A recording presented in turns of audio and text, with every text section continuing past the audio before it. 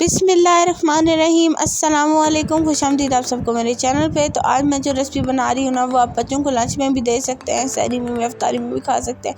उसके लिए आपको रोटी बेल लेनी है, 2 अदद अंडे ले लें, थोड़ी सी हरी मिर्चें, प्याज, टमाटर ले लें।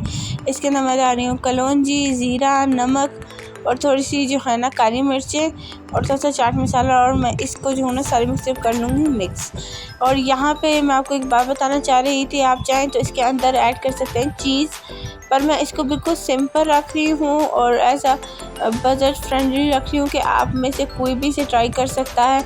इफ्तार पे बनाए बच्चों को दे, बहुत ज़बरदस्त है। यहाँ पे मैं एग फ्राई कर रही थी। रोटी तो आप सारे बना लेते हैं, बहुत अच्छी बना लेते हैं, मुझसे ज़्यादा अच्छी बनाते हैं।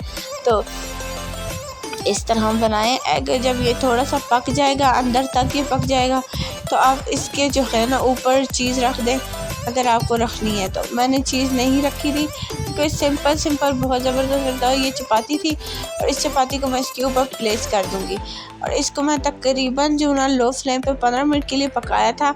और इसके बाद जो है ना मैं इसको कर लूँगी चिमटे की तरह, चिमटे से फ्लिप। देखें आज भी बिल्कुल आहिस्ता सी है और मेरी तबीयत भी ठीक नहीं है, फिर मैंने कहा मैं आपके साथ ये रेसिपी शेयर करूँगी क्योंकि अगर नहीं करूँगी तो फिर अजीब सा लगेगा मुझे, तो इसलिए मैंने कहा मैं पसंद कर देती हूँ।